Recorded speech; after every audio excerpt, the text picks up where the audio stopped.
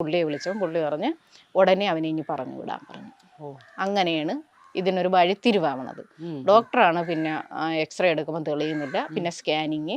അപ്പോൾ ആ സ്കാനിങ്ങിലും തെളിയാതെ വന്നപ്പം എന്തോ ഇഞ്ചക്ഷൻ ഉണ്ടായിരുന്നു, 2 ഇഞ്ചക്ഷൻ 2500 രൂപ വീതം വെച്ച് 5000 രൂപയുടെ ഇഞ്ചക്ഷൻ കൂടെ എടുത്തിട്ടാണ് ഈ സ്കാനിങ് ചെയ്തപ്പോഴാണ് ഈ കാലിൻ്റെ മുട്ടിനകത്തൊരു ട്യൂമർ ഉള്ളതായിട്ട് കണ്ടുപിടിക്കുന്നത്. രോഗം കണ്ടുപിടിക്കുന്നതിലും താമസം വരുന്നത് അതാണ് ഏറ്റവും വലിയ ഈ രോഗം, അതായത് ഈ ക്യാൻസർ എന്ന് പറയുന്നതിൻ്റെ ഏറ്റവും വലിയ ഞാൻ കണ്ടിരിക്കണേൽ ഏറ്റവും വലിയ ഇതാണ്.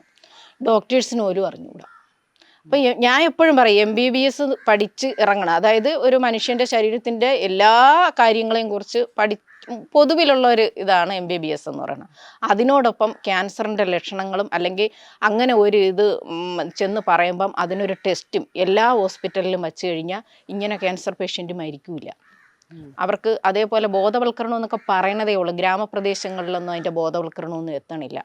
ഒന്നാമത് ഈ ക്യാൻസർ എന്ന് പറഞ്ഞാൽ ഈ ക്യാൻസറിന് മാത്രമല്ലല്ലോ വേദന വരണത്, പല അസുഖങ്ങൾക്കും വരും. അപ്പോൾ അറിവില്ലായ്മയാണ് ഈ അസുഖത്തിൻ്റെ 4th സ്റ്റേജിലേക്ക് കൊണ്ടെത്തിച്ചിട്ട് മരുന്നില്ലാതെ ആൾക്കാർ മരണപ്പെട്ടു പോകുന്നത്.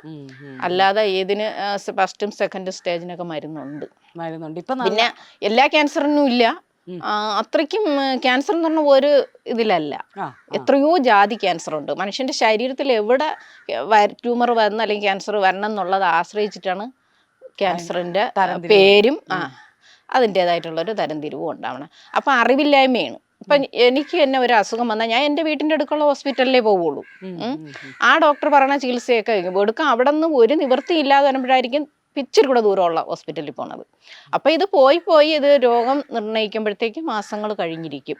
ആളിൻ്റെ ശരീരത്തിലും ഫുള്ളും ഇത് സ്പ്രെഡായിരിക്കും. അതാണ് ഇവിടെ സംഭവിച്ചുകൊണ്ടിരിക്കുന്നത്.